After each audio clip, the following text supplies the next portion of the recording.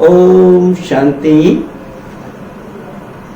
आज विशेष कुमारों के प्रति बाबा के जो भाव उत्पन्न हुए मन में, मैं चाहूंगा जैसे बाबा ने कई मुरलियों में कहा है कि एक कन्या 100 ब्राह्मणों से उत्तम है, और साथ साथ बाबा ने कहा है कि एक कुमार 7 कन्याओं से उत्तम है।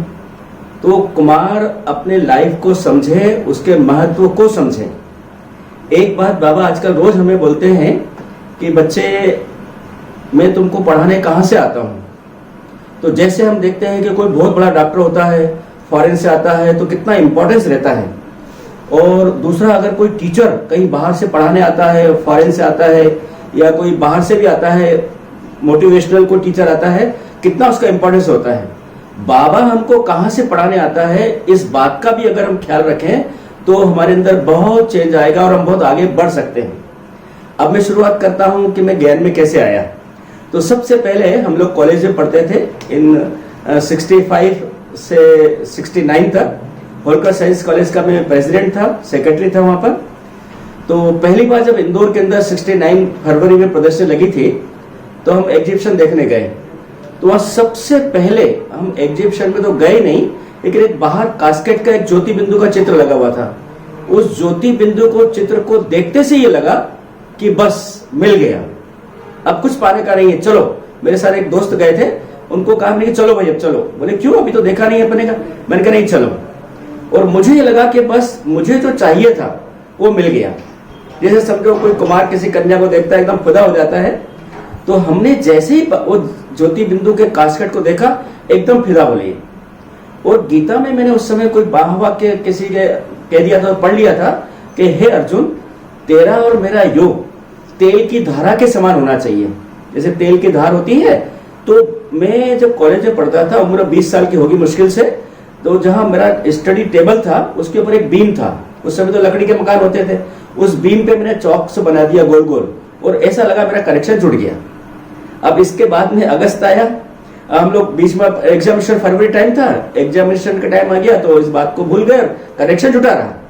लेकिन जब अगस्त आया, इलेक्शन का टाइम था, तो फिर मैं एक मित्र के साथ में देखता था कि वो बहुत चुपचाप रहता, हमारे क्लास फेलो था वो, अभी भी है भाई साहब, वो प्रभाकर कुलकर्णी है, खरगोन में रहते हैं अभी हाल, बहुत सीनियर ब्रदर हैं।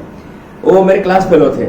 उनको देखता था बड़े साइलेंस रहते हैं। तो एक बार मैंने पूछा भाई तुम कहाँ जाते हो, तो उन्होंने बताया नहीं कि वो कहाँ जाते हैं, क्योंकि हम कॉलेज में बहुत फैशनेबल थे और बहुत चंचल टाइप के थे। बहुत फैशनेबल, मतलब हमको लगता था दुनिया में हम ही हम हैं, हमारे अलावा दुनिया में कोई है ही नहीं, बस हम ही सब देखे, हम ही है, इतना बॉडी कॉन्शियस को बोलते हैं।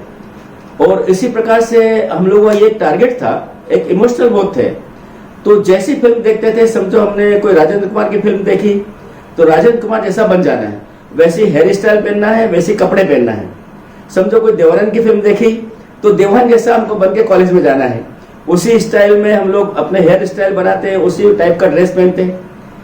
तो मन में ये था कि हम कैसे किसी के समान बन सकते हैं, नकल कर सकते हैं। भावना, बहुत भावना थी उस समय।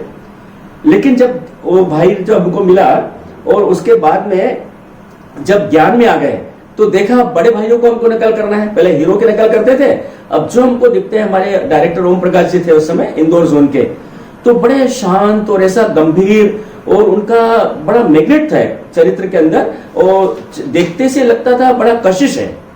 तो हमने सोचा हम तो इतने फैशनेबल बनते हैं, इतने दुनिया को दिखाते हैं, और ये आदमी कुर्ते पजामे में बैठा हुआ, और कितना अट्रैक्शन है इसके अंदर, कितना मैग्नेटिक पावर है। हमने सोचा हमको भी ऐसे बनना। पहले जैसे राजेंद्र कुमार की नकल करते थे, देवान की नकल करते थे, अभी हमको लगता है कि अब हमको ऐसा बनना है। क्यों, भाई जी को देखा हमने, उस समय बाबा को देखा नहीं था।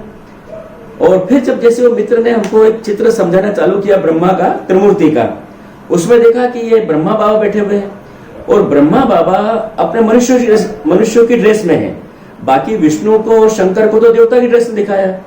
हमको फट से स्ट्राइक हुआ कि इनसे मिलना चाहिए, क्योंकि हमारा परिवार के अंदर जो फादर थे वो बहुत गुरुओं को मानते थे। और मैंने अपने फादर के बहुत बड़े तांत्रिक गुरु थे। वो तो इतने बड़े मेरे फादर तांत्रिक थे कि दुनिया में मैंने शायद किसी को अभी तक देखा नहीं। प्रैक्टिकल में मैं देखा, वो एक शमशान में जाते थे, केवल अगरबत्ती घुमाते थे, वो जय गुरुदेव बोलते थे, उधर प्रेतों की फौज खड़ी हो जाती थी।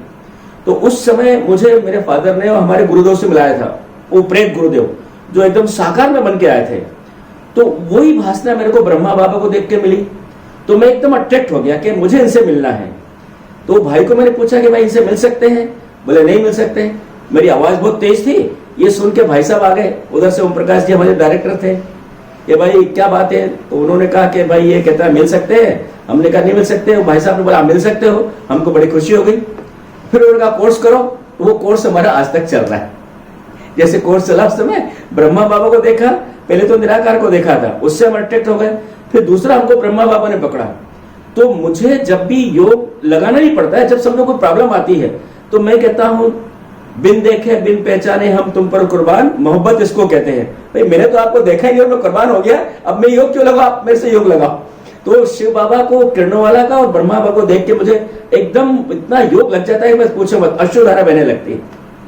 अब दूसरा मैं कुमारों के लिए एक बात और बोलूंगा कि कुमारों की लाइफ में स्ट्रगल बहुत होता है। अब हम लोग भी जब शुरू नए नए आए थे, तो यहाँ प्रदर्शन लग रही है, वहां प्रदर्शन लग रही है, और सबसे पहला इंदौर जोन का सेंटर था कोटा।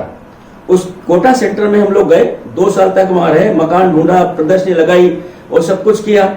उसके बाद में जब आए, भाई साहब ने कहा तुम्हारे उज्जैन में जाके सेंटर खोलो। मेरा घर उज्जैन में था। तो अब उज्जैन में जाते और जहां जहां प्रदर्शनी लगती वहां जाते।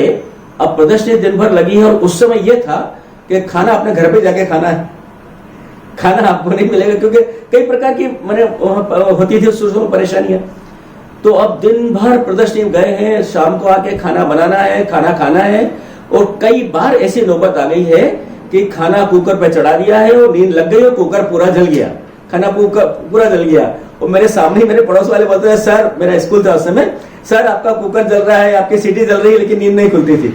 और जब उठते थे देखते थे तो कुकर सारी जली हुई मिलती थी, जो बचा वो खा लेते थे।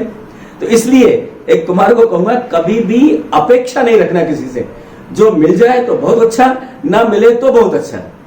अपेक्षा और उपेक्षा का शिकार कभी नहीं बनना, क्योंकि हम लोग जब बहुत सेवा करते हैं ना, तो बहुत सारी अपेक्षाएं रख लेते हैं, लेकिन वो अपेक्षा हमको कभी आगे नहीं बढ़ने देगी। इसलिए कभी भी किसी से भी कहीं भी कोई अपेक्षा नहीं रखना और किसी उपेक्षा में नहीं जाना। अगर कुछ कह दे तो उसको ड्रामा समझ के छोड़ देने का है, नंबर 1 बात। दूसरी बात मुझे याद आ रही है कि एक बात हमेशा याद रखिए कि समय से पहले और मुकद्दर से ज्यादा, ये टेम्पो में लिखा रहता है, कई बार स्कूल गाड़ियों में लिखा रहता है, समय से पहले और मुकद्दर से ज्यादा। हम बहुत पुरुषार्थ करते हैं आगे बढ़ने के लिए, लेकिन एक बात ये याद रखिए कि समय से पहले और मुकद्दर से ज्यादा ना मिला है और ना मिलेगा। इसलिए जहां भी हम हैं, जैसे हैं, उस लाइफ में प्रसन्न रहिए और आगे बढ़ते जाइए। कभी भी कोई बात में अटकिए मत कि अभी हम इतना पुरुषार्थ कर रहे हैं, इतना पुरुषार्थ कर रहे हैं, फिर भी हमारे को कोई इतनी प्राप्ति नहीं हो रही है, इतनी प्राप्ति नहीं हो रही है। इन बातों में कभी मत जाइए। दूसरी बात, एक और अज्ञान की बात है, लेकिन बहुत प्रभावी मेरे को लगती है कि जो तेरा था वो कोई छीन नहीं सकता है, और जो तेरा नहीं है वो तुझे कोई दे नहीं सकता। तो ये मान के चलिए कि जो मेरे भाग्य में है या जो मेरा है वो मुझे मिलना ही है, दुनिया की कोई ताकत उसे छीन नहीं सकती। और जो मेरा नहीं है, दुनिया की कोई ताकत मुझे दे नहीं सकती। इसलिए बड़े इजी होके कुमारों को चलना है, कुमारों के लाइफ को स्ट्रगल नहीं करना है, क्योंकि हमारी ताकत सारी उधर खत्म हो जाएगी। इसलिए जहां देखे जैसा देखें, बड़े संतुष्ट भाव से, बड़े प्रेम से चलते रहना आगे, इसी में हमारी प्रगति उन्नति है। एक बात और मैं कहना चाहूंगा कुमारों को, कायदे में फायदा है। जितना हम कायदे में रहेंगे उतना बहुत फायदा है। अगर हमें मर्यादा पुरुषोत्तम बनना है तो हमें मर्यादाओं का पालन करना पड़ेगा। जैसे खेती के अंदर बाउंड्री लगा देते हैं, बाढ़ लगा देते हैं, तो ये मर्यादाएं हमारे कुमार जीवन की बाढ़ है। ना तो किसी के बहुत नजदीक में जाना है, ना किसी के दूर जाना है। जैसे बाबा ने कहा ना कि ब्राह्मण परिवार से किनारा भी नहीं करना है, और एकदम उनके बहुत ज्यादा उसमें भी नहीं आ जाना है कि हम प्रभाव में आ जाएं, और जिसका अगर किसी ने कुछ कह दिया तो हम डाउन हो जाएं, किसी ने कुछ कह दिया तो चढ़ जाएं। ऐसा भी नहीं होने का है। इसलिए कुमारों को हमेशा एक बात को ध्यान रखना है कि अपनी मर्यादाओं में रहें, अपने उसमें बात में रहें।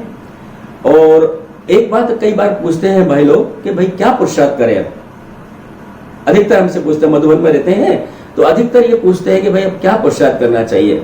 तो मैं एक ही बात बताता हूं, एक शब्द के अंदर, कनेक्शन जुटा रहे, करंट मिलती रहे। कनेक्शन जुटा रहे और करंट मिलती रहे। इस सारे ज्ञान का सार 85-86 साल का सार इस बात के अंदर आ गया है। केवल आप ये पुरुषार्थ करो दिन भर कि मेरा कनेक्शन बाबा से जुटा हुआ है, मुझे करंट बाबा की मिल रही है। करंट मीन्स बाबा जो प्यार का सागर है, शांति का सागर है, आनंद का सागर है, प्रेम का सागर है, वो बाबा की शांति की, आनंद की, प्रेम की किरणों में मैं लहरा रहा हूं। अगर नहीं तो फिर से पुरुषार्थ करो करंट कनेक्शन अपना जोड़ने का। और एक बार हम क्लासेस तो बहुत सुनते हैं और कई मुरलियां सुनते हैं, हमको बहुत अच्छी लगती है, परंतु मैं अंत में ये कहना चाहूंगा कि एक बात बहुत अच्छा है, चुटकुले से मैं समाप्त करता हूं कि आपने देखा होगा कि कई बार बड़े बड़े घरों में फादर ग्रैंडफादर गार्डन में बैठे हुए हैं और टी टेबल लगी हुई है। अब उनकी बच्ची आती है, पोती आती है और चाय के लिए तैयारी करती है, दूध डालती है, पानी डालती है और शक्कर डालने के लिए पूछती है कि दादाजी कितनी शक्कर डालूं। दादाजी पेपर पढ़ने मस्त है कि अभी यूक्रेन में इतना युद्ध चल रहा है और अभी रशिया बमबारी कर रहा है, इतना खत्म हो गया है, इतना वो हो गया है। वो कहते हैं बच्ची 1 चम्मच। अब बच्ची ने देखा कि पापा ने तो देखा तो है ही नहीं, दादाजी ने। फिर पूछती है दादाजी कितने चम्मच शक्कर डालूं। फिर दादाजी बोलते 1 चम्मच। बच्चे ने 1 चम्मच और मिला दी। ऐसे बच्ची 5-6 चम्मच मिला देती है, लेकिन दादाजी ने कभी देखा नहीं। लास्ट में जब 7वां चम्मच वो शक्कर मिलाने लगती है, तब दादाजी का ध्यान एकदम टूटता है पेपर से। पूछते बच्चों तुमने क्या किया ये? बोले कुछ नहीं पापा जी। अब कितने चम्मच शक्कर मिलाई? बोले 7 चम्मच केवल। तो क्या ये क्या कर दिया? बोले दादाजी घबराइए नहीं, अभी मैंने इसको हिलाया नहीं है। मतलब जब तक हम उसको हिलाएंगे नहीं तब तक उसमें मिठास जाएगी नहीं। तो मैं सब भाइयों से ये कहना चाहूंगा कि जब तक बाबा के ज्ञान को, बाबा की मुरली को हमने मनन करके अपना नहीं बनाया है, तब तक लाइफ के अंदर मिठास नहीं आ सकती है, हमारा जीवन प्रगति को नहीं पा सकता है। इसलिए कुछ भी आप पढ़े, और सबसे बड़ी बात तो मैं ये कहता हूं कि मुरली हमारी इतनी बड़ी क्लास है, 4 पेज के बाबा हमको रोज भेजता है। अगर उस 4 पेज की मुरली को ही हम ध्यान से पढ़ ले और एक ही पॉइंट हम रोज ले लें और उसी के ऊपर अगर मनन करें, उसको अपना बना लें। मेरा तो एक अमृत वेले का मैं योगी से करता हूं कि सुबह जब रात को सोते टाइम एक तो मुरली पढ़ता हूं और दूसरा अमृत वेले योग में जाने के पहले मुरली का हेडिंग पढ़ के जाता हूं कि आज बाबा ने क्या कहा है। आज बाबा ने कहा कि बच्चे तुम हमेशा परम धाम में रहो, मेरे साथ रहो। तो मैं उसी को बैठ के अमृत वेले योग लगाता हूं। बाबा ने आज कहा था मेरे को कि बच्चे तुम मेरे साथ बैठ के परम धाम में योग लगाओ और तुम पूर्वज आत्माओं सबको शकाश दो। तो ऐसे बाबा की मुरली को अपना आधार बना के हम आगे बढ़ते रहे। और एक बात और बताऊंगा कि एक तो हमेशा कुछ भी हो जाए, अमृत वेले का योग, नुमा शाम का योग और मुरली क्लास कभी मिस ना होनी चाहिए। कुछ भी हो जाए, कैसी भी परिस्थिति आ जाए, लेकिन अमृत वेले का अपना योग, सुबह की मुरली क्लास और नुमा शाम का योग, ये जरूर कीजिए, जरूर कीजिए, जरूर कीजिए। ओम शांति।